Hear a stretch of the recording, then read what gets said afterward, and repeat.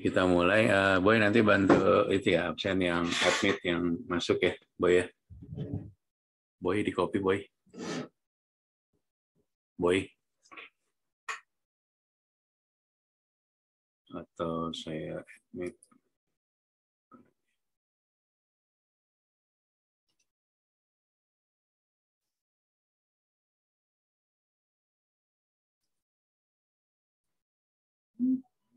Mac, tolong bantuin itu ya, di absennya di admit ya. Baik, Pak. Oke, selamat pagi semuanya. Bisa record belum ya? Oke. Assalamualaikum warahmatullahi wabarakatuh. Waalaikumsalam warahmatullahi wabarakatuh. Selamat pagi, salam sejahtera. Ini sesi terakhir menuju UTS, katanya minggu depan ada UTS ya. UTS-nya saya udah bikin soalnya open book, cuman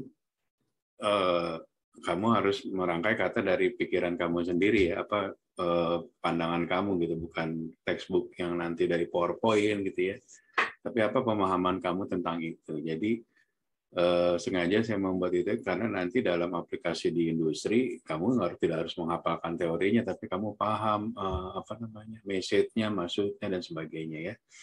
Jadi hari ini kita akan belajar tentang cara, sebenarnya ini mata kuliahnya tentang sales and marketing management ya.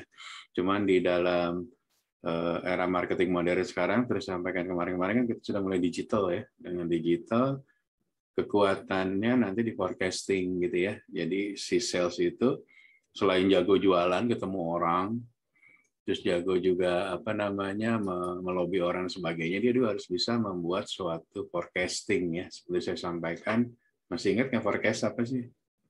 Forecasting ada yang tahu? Masih ingat? Ramalan, Pak. Ya, jadi kita harus bisa meramalkan kira-kira ini jualan kita minggu depan berapa, jualannya kita bulan depan berapa, dan sebagainya. Ini sangat dibutuhkan. Jadi seorang sales manager, director of sales, sales eksekutif, nggak jualan doang, tapi dia bisa mempredik, dia bisa membuat target, kira-kira nih minggu ini saya bisa closing berapa production-nya ya. Jadi nanti kalau kamu ada yang mau berkarir nih ke sales ya, biasanya kamu dari operation dulu, baru ke sales, atau rezeki kamu bisa langsung ke sales. Nah, nanti kamu siapin nih gimana cara bisa berkompetisi baik dengan teman sales sendiri sekantor atau dengan sales sekota kamu. Misal kamu salesnya Windem gitu, kamu kan bersaing dengan hotel-hotel yang lain ya, Aston dan sebagainya. Nah, jadi pada sesi ini kita akan bicara tentang gimana cara memforecasting ya. Jadi peramalan itu sangat dibutuhkan, apalagi sekarang kondisinya pandemik ini tuh kita meramalkan tuh tiap hari ini kira-kira besok gimana nih gitu. Akhir bulan kita bisa bayar gaji nggak nih, revenue-nya masuk nggak, targetnya kalau nggak masuk nanti gaji gimana, service charge gimana, listrik dan sebagainya, biaya listrik dan sebagainya ya. Jadi forecasting itu menjadi memang kewajiban dari departemen yang ada revenue center-nya ya. Yang revenue center apa aja, ada yang tahu? Yang punya revenue-nya departemen apa aja? Kemarin saya sudah sampaikan apa aja. Ya, Pak. Apa ya? Apa ya? Yang punya revenue-nya apa aja? Ayo. DPT yang mana saya ajarin tuh.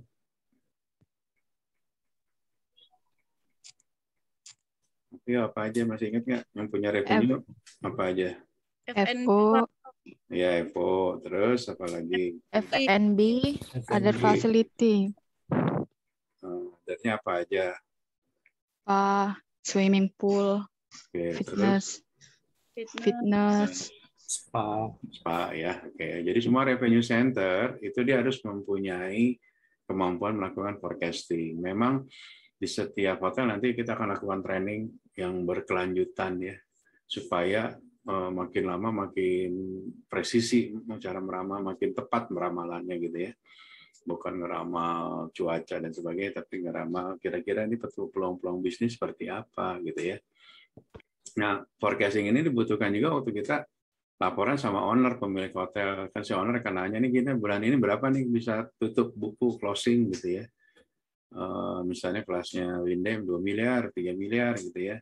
Oke, kalau revenue 3 miliar, kira-kira profitnya berapa gitu kan ya. Nah, itu harus mampu kita berhitung itu gitu. Jadi nanti kalau kamu udah jago di operation, harus jago-jago di ini, ngomong forecastingnya, finance-nya. Karena nanti kamu waktu jadi GM itu harus mengerti semua aspek keuangan, aspek operation. Walaupun kamu punya anak buah FOM, housekeeper dan sebagainya, tapi kamu harus mengetahui kalau nanti dibohongin sama anak buah kamu ya, kamu harus ngerti minimal. Jadi kalau dibohongin kamu tahu bohong atau enggak gitu ya. Terus bisnis oriented ya, untuk sales itu memang ada target ya. Jadi kita jangan kaget nanti kamu kalau kerja di hotel dikasih target sama GMK, kamu bisa jualan berapa sebulan gitu loh.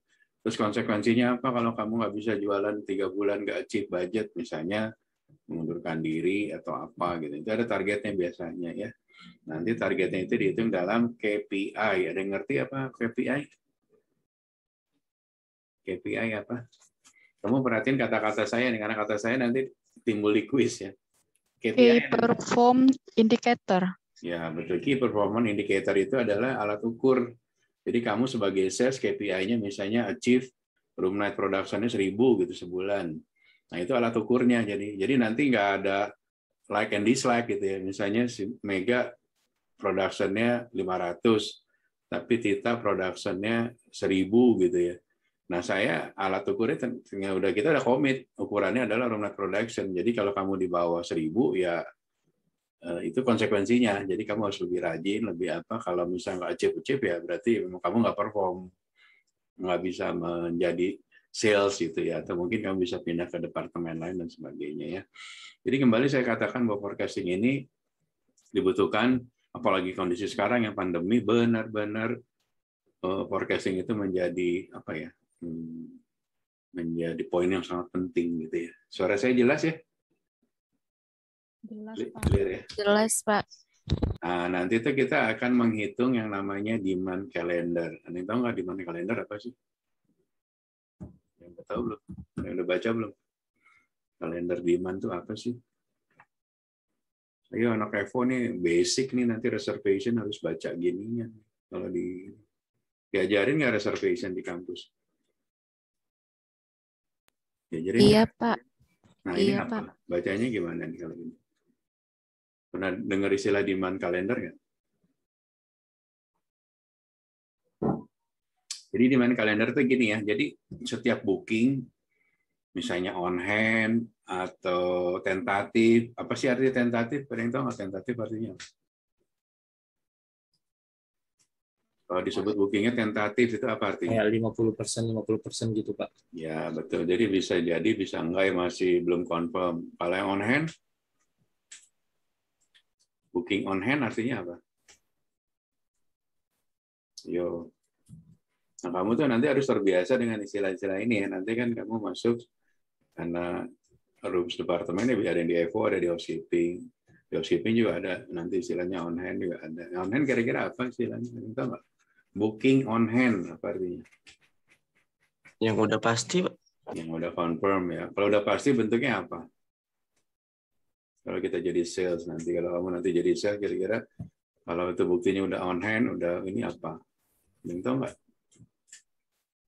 Jadi nanti kalau confirm itu artinya pertama udah ada surat kontrak ya, contracting ya. Misalnya saya sama misalnya perusahaan yang gede itu apa di Palembang, misalnya Pusri ya. Oke, sama Pusri kita udah contracting, nanti ada meeting 500 pack, harga per packnya misalnya 200.000, jadi misalnya 100 juta katakanlah. Tanda tangan lah kita sama Pusri. Terus syukur-syukur kalau Pusri udah deposit ya. Ada yang tahu nggak deposit artinya apa? Uang muka. Uang muka. Uang muka ya. Jadi kalau dia ada uang muka, nah itu udah dikategorikan on hand karena udah pasti ada contractingnya dan ada depositnya. Tapi kalau misalnya ada contracting ada deposit, dianggap on hand nggak? Ayo, apa? Nggak ada depositnya tapi ada kontrak, dianggap on hand nggak menurut kamu?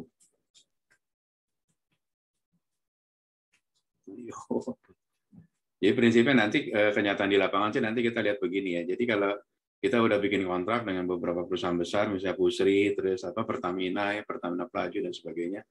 Nanti itu biasanya kita komit sama kontrak, misalnya kayak Pertamina Pelaju, dia akan confirm ngasih delivering tamu, production-nya sebulan 1.000 gitu ya. Dengan dia komit dengan 1.000, maka kita harga corporate-nya jadi corporate A. Corporate A itu misalnya harganya lebih murah gitu ya. Produk B lebih mahal gitu. Nanti saya jelasin di revenue manager, sekarang sales-nya dulu ya. Nah, itu kita anggap itu sebagai komitmen. Jadi kalau Pertamina udah booking, terus si Pusri udah booking, walaupun tidak ada deposit, karena dia kan kontraknya City Ledger ya. Masih ingat nggak City Ledger apa artinya? City Ledger apa artinya? Dibayar oleh perusahaan, Pak. Ya, dibayar perusahaan itu berarti kita anggap itu on hand gitu ya. Walaupun nanti misalnya postpone, tetap nanti dianggapnya nanti pindah, tapi tetap itu diikut sebagai on hand waktu kita di demand kalender itu. Jadi nanti kita ngeliat nih, oh ini bookingannya tanggal Pusri di tanggal ini udah masuk, ini udah masuk. Nah, kita bisa lihat nih trennya, kelihatan ya di screen ya.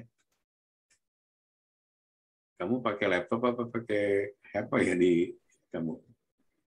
Kelihatan? Kelihatan ya? Kelihatan, Pak. Kelihatan, Pak. Kelihatan ya. Nah, nanti tuh kamu jadi reservation atau revenue manager akan membaca nih trennya nih. Misalnya ini yang udah kalau hitam itu karena fix, misalnya dia long stay ya, dia ada long stay udah diisi atau grup yang sudah setiap hari masuk kita anggap, atau walk-in yang setiap hari udah kita ketahuan, kita anggap ini udah basic okupansinya udah keisi nih. Nah, sisanya kita tinggal ngisi yang dari corporate, government, dan sebagainya ya. Di sini ada yang mau nanya nggak? Nggak ada ya. Istilah occupier masih ingat apa? Occupier. Kamar yang terisi. Kamar yang terisi, Pak. Ngitung okupansi gimana rumusnya?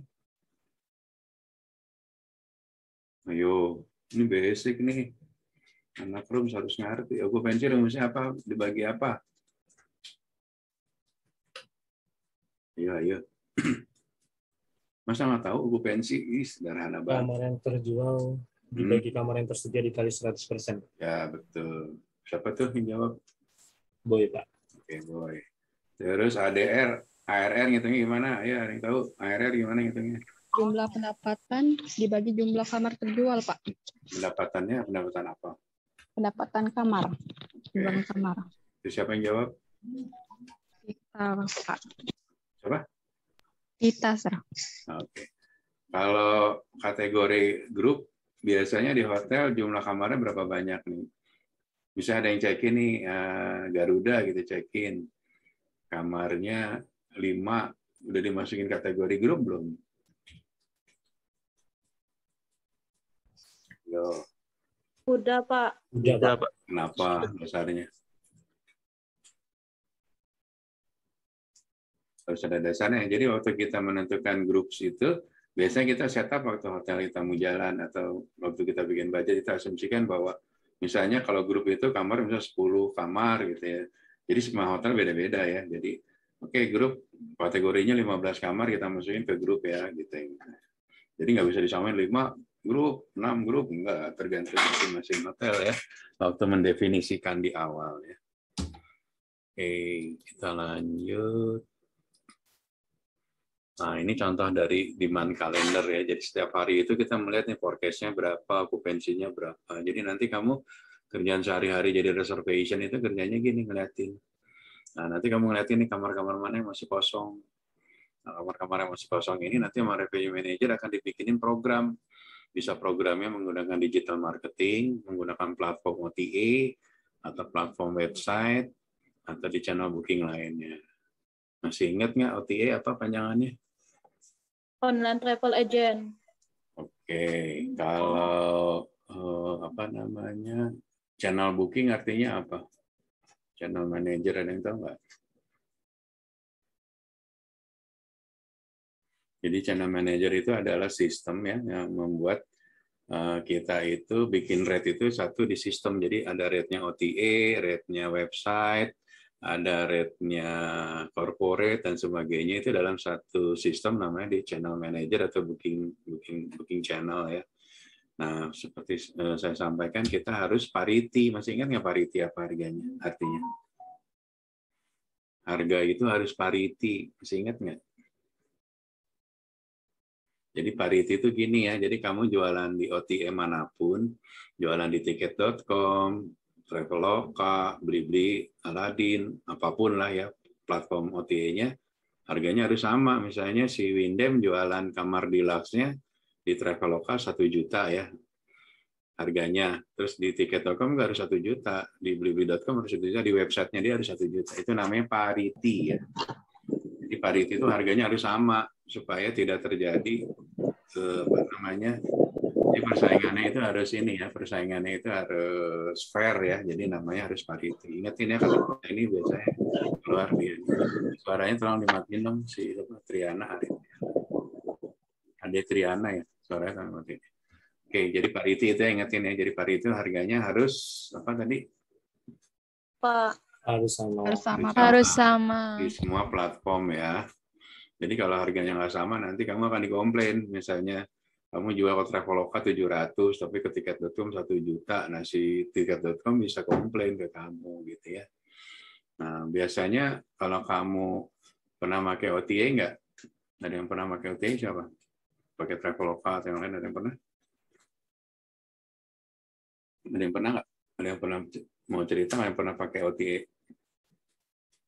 Halo, ada yang pernah stay di hotel? Jadi kalau kamu nanti booking lewat Traveloka, mungkin kamu akan ada namanya cashback gitu ya. Nah, cashback itu sih nggak masalah karena itu di platformnya si Traveloka jualannya, bukan di platformnya kita. Di platformnya kita tetap Traveloka itu dijual 1 juta, tapi mungkin nanti sama Traveloka kamu dikasih cashback balik. Misalnya 50.000 kalau kamu stay-nya 2 malam gitu. Nah, si Traveloka itu mengambil itu tuh sebenarnya dari keuntungan dia dikurangin gitu ya. Jadi namanya apa ya namanya tuh promosinya dari OTA tersebut supaya dia laku, supaya tamu-tamunya loyal dan merasa bahwa Traveloka memberikan diskon tambahan gitu ya. Itu namanya tetap parity tapi harganya didiskon lagi oleh si OTA tersebut ya. Tapi dulu sempat kejadian di tahun berapa ya saya lupa, 2 tahun 3 tahun yang lalu itu Agoda sama Booking.com tuh komplain sama Traveloka karena Traveloka menguasai Indonesia kan. Nah, Traveloka itu jor-joran bakar duit ya, bakar duitnya itu iklan kemana-mana kan. Terus dia kasih diskonnya tuh gede, jadi dia ngambil untung tipis dengan harapan hampir semua orang Indonesia pakai Traveloka dan itu berhasil. Nah, Agoda sama Booking.com akhirnya Agoda itu dari market kuatnya di Asia Tenggara ya, terutama Singapura. Orang Singapura biasa pakai Agoda. Booking.com biasanya orang-orang Eropa ya. Kalau orang Cina pakai apa? China ini dari Hong Kong atau China dari kepulauan pakai apa menurut kamu? Jadi masing-masing negara itu punya OTA beda masing-masing apa namanya popularity-nya ya. Kalau China itu namanya Ctrip ya, China Trip ya. Jepang juga nanti ada nanti kamu baca. Jadi masing-masing platform OTA ini punya kelebihan, keunggulan di daerah tertentu ya. Kayak Traveloka karena punya Indonesia, dia unggul di Indonesia. Nah sekarang dia udah merambah kalau nggak salah ke ASEAN. Cuman Agoda juga mengantisipasi dengan adanya ini. Dia Agoda kalau nggak salah merger sama Expedia ya. Apa Expedia sama Booking.com saya lupa. Pokoknya jadi 2. Jadi mereka tuh sekarang udah bersaing gitu. Tapi sekarang kalau nggak salah sih Traveloka juga sahamnya dibeli juga gitu sama Expedia atau Booking.com. Saya detailnya saya nggak hafal ya. Tapi itulah persaingan bisnis ya. Jadi supaya semakin menggurita, supaya marketnya semakin gede ya. Ada yang tahu nggak pick up report apa? Pick up report apa? Ayo. Pick up apa? Pick up. Bahasa Indonesia pick up apa? Menjemput. Kira-kira pick up report apa ya? Jadi hotel pick up report itu gini. Sama seperti demand kalender kita melihat itu ya. Cuman kita melihat nih, kira-kira pick up tuh naik ya. Minggu depan ada pick up nggak? Ada. Nah, pick up itu kan bisa diambil dari grupnya. Yang tadi yang saya bilang bahwa setiap hari itu kan kita ada satu tren atau kecenderungan market. Kita punya loyalty market gitu ya. Market yang loyal. Ke Wyndham itu rata-rata ada 10 orang, 10 kamar itu yang go show ya, yang langsung datang karena dia terbiasa mungkin datang dari mana sih, Musirawas, dari Lahat, check-in di Wyndham itu nggak booking lagi langsung dia dengan yakinnya langsung ini. Nah, tipikal orang-orang gini ternyata banyak misalnya di Sumsel gitu ya yang datang ke Palembang. Nah ini kita asumsikan nanti sebagai base kita untuk pick up. Jadi base kita pick up tuh rata-rata sehari bisa 10, bisa 20, itu tergantung hotel masing-masing ya. Jadi kalau kita udah ketahuan nih, seperti saya sampaikan bahwa ini hotel kita ada punya keunikan bahwa tamu-tamu tertentu tuh go show gitu orangnya. Terutama biasanya orang daerah yang kurang update atau gaptek dengan teknologi OTA, jadi terbiasa manual ya, misalnya udah orang tua kali ya, dia tinggal telepon ke hotelnya atau datang langsung pesan langsung gitu. Padahal kan harganya jauh lebih mahal ya, mendingan order dari OTA dan sebagainya. Itu namanya pick up ya. Jadi nanti itu kita akan lihat hari ini kita asumsinya okupansi misalnya baru 4%. Tapi nanti bisa aja kita bisa pick up menjadi 6 atau 7% di hari atau jam yang berbeda gitu ya. Nah ini sih contoh hotel di Sydney, ada 2 hotel. Kita model pick up-nya bisa jadi ini di antara seluruh hotel di Sydney ini rata-rata pick up-nya 0,4%, tapi kita mungkin pick up-nya lebih bagus, mungkin karena lokasi kita di business center, business district center di Sydney gitu ya. Kayak dulu saya pernah kerja ya, jadi owner rep-nya hotel, orang Indonesia punya hotel di Sydney, jadi saya owner reps-nya ya. Jadi hotelnya udah tua, umurnya ada 200 tahun kalau nggak salah ya. Hotelnya jadul banget, tapi hotelnya terawat banget. Lokasinya tapi kayak gini nih di sini. Jadi tamunya itu dari kamar 200 itu minimal sehari itu bisa 100, itu dari 50% okupansi itu udah dapat, karena sekitaran situ offices ya, kantor-kantor, pasti orang pada stay di sini. Padahal hotelnya udah tua banget. Dan kamu bisa bayangin ya, kamarnya 200, karyawannya berapa menurut kamu? Ada yang tahu nggak kalau di Australia? Kamarnya 200, karyawan tetapnya berapa? Ada yang tahu nggak? Kira-kira aja. Halo? 50 mungkin. Berapa? 30. Nah, dulu tuh saya kerja di sini ya, kamarnya 200, karyawannya percaya atau enggak? Karyawannya cuma 6 yang kontrak ya. Itu ada orang Filipina, ada orang Pakistan, GM-nya orang Australia itu saya ingat. Nah, sisanya itu di outsourcing tuh. Jadi engineering-nya outsourcing, F&B-nya aja restorannya outsourcing gitu ya. Jadi karyawannya benar-benar sedikit gitu. Tapi bisa okupansi itu bisa rame gitu ya. Jadi kalau ada konser di Opera itu ya, Opera di Sydney itu ya, itu tuh bisa seminggu atau 2 minggu sesudahnya tuh ramai gitu. Itu saya salut itu, orang Indonesia beli hotel di situ, kebetulan ownernya di Bandung gitu ya, dia beli hotel tua tapi revenue-nya cepat dan harganya itu cepat naik gitu ya. Dia beli misalnya 50 juta Australian dollar ya, 2 tahun kemudian tuh harganya langsung melambung gitu ya. Nah itu cerita intermezzo lah ya. Oke. Nah ini pick up analysis nih yang saya ceritain tadi. Waktu kita Januari nih, kita bisa bulan Januari ya, kita memprediksi Februari itu 35%. Tapi actualnya pas Februari ternyata naik 40, berarti ada pick up 5%. Itulah artinya kita istilah-istilah ini nanti biasa digunakan ya di sales dan di revenue management. Ada pick up gitu, ada kenaikan, ada pick up. Gitu ya. Lawannya pick up apa sih? Bahasa Inggris lawannya pick up apa artinya? Drop up, Pak. Nah, jadi lawannya drop by ya, bukan drop up. Drop by kalau di istilah di ini ya. Jadi pick up-nya segini, tadi drop by segini. Nah, turun by berapa gitu ya. Nah, ini kamu penting tahu dulu nih nanti istilah-istilahnya. Jadi waktu kamu kerja di industri tentang revenue management, kamu bahasa-bahasanya udah familiar ya, nggak bengong. Nah, nanti kita ada kurve ya. Jadi dari tadi yang dari sini ini nanti digambarkan dalam bentuk curve. Jadi kita kalau curve kadang-kadang kita bisa ini melandai ini di berapa nih di hari sebelumnya tuh. Ini kayak gini nih, misalnya di yang tadi saya ceritain lagi di Australia sih enggak ya, di Indonesia kali ya, nah ini di Indonesia lah ini. Atau ke Bali lah. Dulu tuh Bali bookingnya itu bisa 3 bulan, 2 bulan sebelumnya orang-orang Eropa ya. Tapi nanti kita melihat prediksi 90 hari ke depan itu okupansinya baru di bawah 20% gitu ya. Tapi seiring waktu biasanya ini naik nih, dari sini tuh naik gitu ya. Nah itu adalah pick up ya. Nah ini bisa kelihatan dari booking juga. Ada yang senang melihat dari gambar. Jadi gambar menunjukkan masih melandai di 90 hari. Nah, diharapkan nanti ada pickup nih yang warna-warna oranye ini, pickup ini. Boleh yang tanya nggak sampai sini? Tanya dulu nggak? Sebelum saya ngomong terus dari tadi. Yang mau nanya? Saya harus ngejar cepat ya, karena 8.45 saya ada meeting ya. Jadi sorry, saya harus buru-buru. Ada yang mau tanya? Nah, Pak, untuk garis-garis warna itu tuh ada perbedaannya nggak, Pak? Atau apa? Ada, nanti kamu bisa definisiin. Misalnya di definisi pertama ini adalah, misalnya ini on hand ya, tapi ini bisa pick up forecast dari hari ke hari nih. Jadi hari ini mungkin tanggal segini, pick up-nya segini. Nanti ada kenaikan lagi di hari ini, ada pick up. Jadi ada pertumbuhan. Ini bagus berarti ini. Berarti setiap hari itu ada growth, pertumbuhan dari okupansi. Jadi harinya nanti bisa ditentukan oleh kita. Warnanya, bisa ditentukan. Untuk memudahkan kita terjadi pertumbuhan enggaknya ya. Menjawab?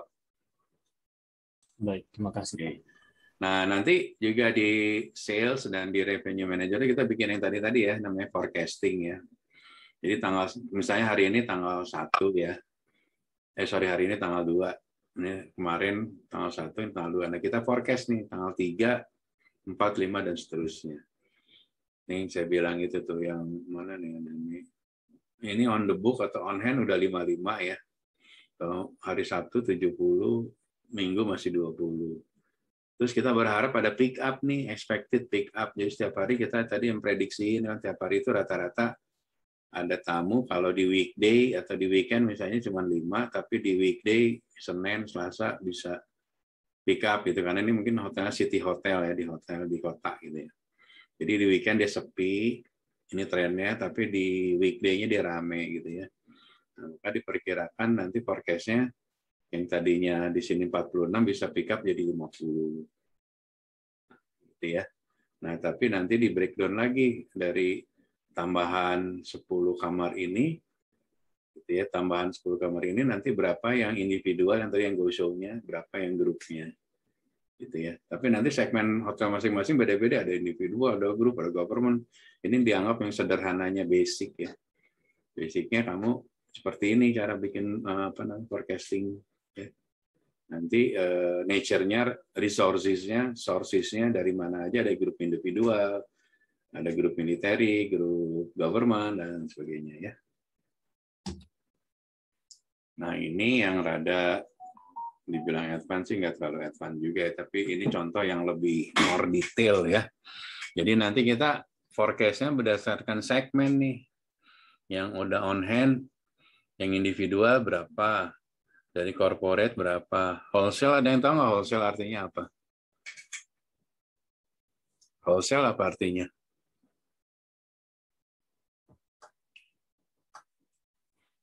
Yo, apa artinya wholesale?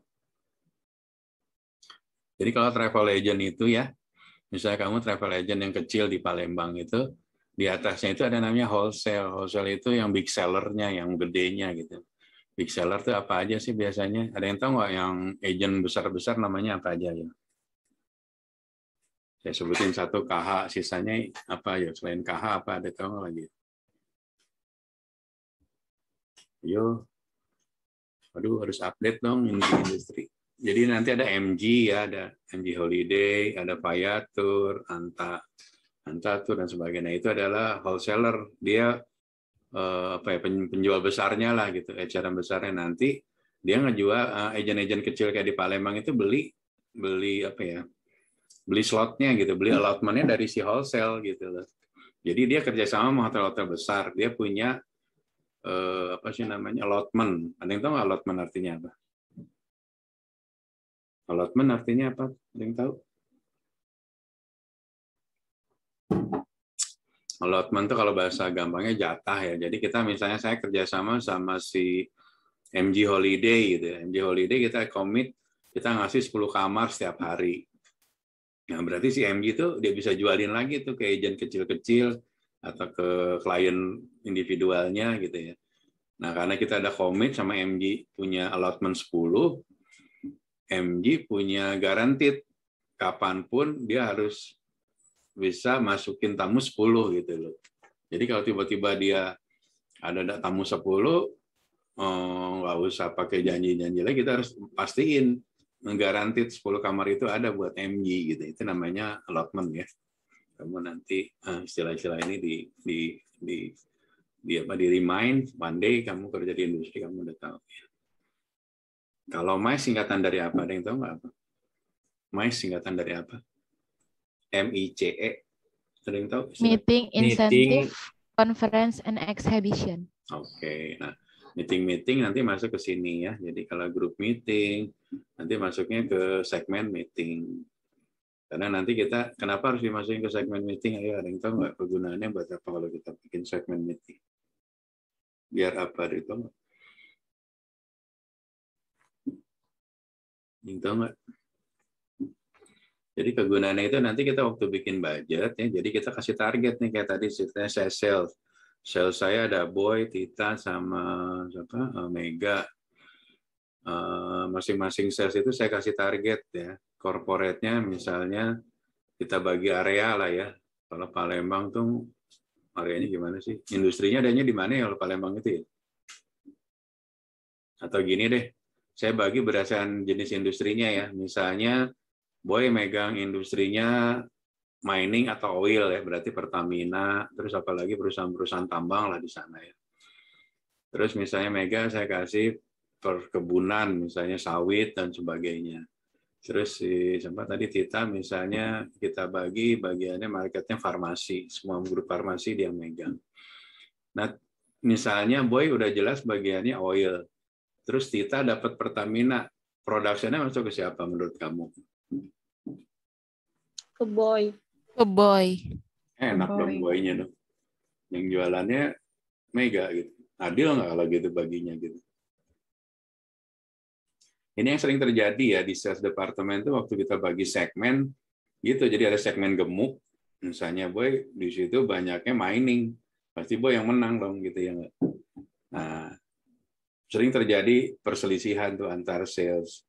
Jadi giliran si Mega dapat oil, tapi produksinya masuk ke Boy. Sis, gue ngajar bentar, nanti gue telepon lo ya. Ya, thank you. Nah, jadi gitu ya. Jadi apa namanya deh? Jadi nanti kita sebagai dosen saya harus adil gitu ya. Jadi kalau misalnya Mega dapetin oil, produksinya memang betul secara angkanya masuk ke Boy ya. Tapi biasanya kita nanti ada insentif tuh, insentif. Jadi kalau grupnya siapa yang paling banyak, nanti dia dapat bonus. Nah, tapi bonusnya misalnya dapatnya ke Mega atau nanti perjanjiannya bonusnya dibagi rata bisa juga gitu. Tapi nggak ada yang mau biasanya dibagi rata karena yang nggak ada produksinya dapat juga dong bagi rata gitu. Nah, itulah nanti kamu di industri sales itu seperti itu. Segmen-segmennya ya untung-untungan ya kayak dari Jakarta ada yang dapat di segmennya bagus, gemuk, dia akan aman gitu.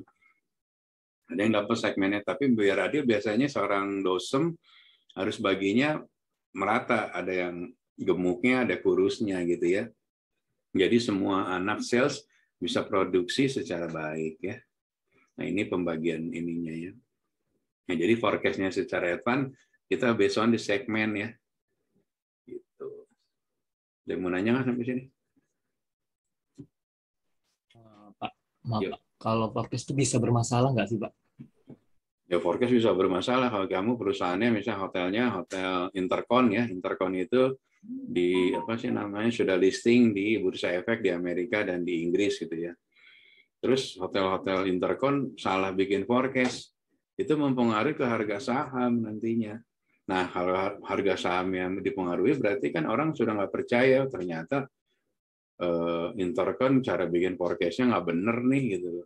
Seolah akan rame tapi actualnya ternyata sepi gitu. Nah itu impact yang paling mengerikan ya kalau memang hotel itu sudah terlisting di bursa gitu ya. Tapi kalau nggak terlisting di bursa ya sama, kamu misalnya janji sama owner kamu, oh ya Pak nanti November ini kita bisa closing di 5 miliar nih, ada wedding, ada ini, ternyata kejadiannya 3 miliar. Nah kamu kan secara owner krisis kepercayaan nanti sama kamu gitu. Jadi memang forecast itu kita harus berhati-hati ya, prudent ya. Jangan asal gitu angkanya. Angkanya harus ada dasarnya, angkanya harus ada pertanggungjawabannya gitu loh. Jangan bikin Bapak senang, mau bikin aja forecast sebagusnya. Padahal untuk achieve forecast itu kamu nggak mungkin gitu ya. Jadi kamu harus realistis juga gitu. Nah memang kamu akan di-challenge nanti, masa forecast-nya segini gitu kan. Nah disitulah strategi kamu sebagai seorang sales. Oke Pak, saat ini kita okupansi saya prediksi masih 30, tapi kami berusaha akan menjadi 55 gitu. Strateginya adalah A, B, C, D, misalnya jualan di sini, jualan sana, gitu ya. Menjawab? Baik. Oke, ada lagi yang nanya? Nggak ada. Terakhir. Tadi sudah saya sampaikan tuh beberapa tuh yang udah masuk ya. Ada kata-katanya masih ingat kan ya. Nanti kamu ini ya, kamu ini. Tapi ini yang mata kuliah ini nggak masuk ke UTS ya, hanya sampai mata kuliah yang kemarin aja. Oh, Pak, untuk UTS kita belum pasti karena belum ada kabar juga, katanya mundur tapi belum tahu Pak. Oh, kemarin sih saya dikasih email sama siapa ya, nota dinas suruh bikin soal, tapi saya ada bikin soal sih mengenai teknisnya ujiannya kapan ya. Saya nanti info aja ya, kalau misalnya minggu depan ada kuliah ya infoin aja ke saya. Baik Pak. Tapi soalnya udah saya bikin, soalnya gampang, saya nggak mau ribet-ribet karena saya di industri, saya mikir ya mungkin kalau di kuliah kita perlu hafal teori ya, tapi justru model pendidikan kita ngapalin teori, tapi prakteknya yang penting menurut saya gitu. Jadi yang penting kamu paham aja. Kayak tadi wholesale apa, mungkin secara teori bahasanya wholesale adalah perusahaan yang mungkin saya simpelnya aja, oke, wholesale itu adalah big seller gitu. Nah itu kan berarti istilah-istilah industri ya, jadi nggak terlalu nggak terlalu teoretikal gitu ya. Oke, jangan lupa nanti kuisnya di email ke saya. Kampusnya jangan lupa, kadang-kadang ada yang nulis Poltekpar Palembangnya dipanjangin, jadi defaultnya nggak masuk gitu, jadi harus saya manual lagi gitu. Tolong samain aja gini ya biar gampang, tinggal nanti bedanya di 8 6B ya. Oke, any question so far? Sebelum saya tutup, saya ada meeting dengan tim. Ada yang mau disampaikan, ada yang mau nanya? Siapa yang biasa nanya? Mega, Tita, Paujan, ada yang mau nanya? Yang lain juga mau nanya siapa? Dari saya cukup, Sir. Oke, kalau nggak ada lagi, terima kasih. Nanti tolong diupdate ya, Boy atau Mega, apakah minggu depan quiz atau tidak. Kalau enggak, ya saya lanjut yang mata kuliahnya. Tapi kemarin katanya sih udah suruh ngumpulin UTS-nya, saya udah kumpulin ke Ibu Irma ya. Itu aja. Thank you. See you next week ya. Assalamualaikum warahmatullahi wabarakatuh. Waalaikumsalam. Waalaikumsalam Thank you, warahmatullahi Pak Dino. wabarakatuh. Thank you, Pak Dino. Thank you.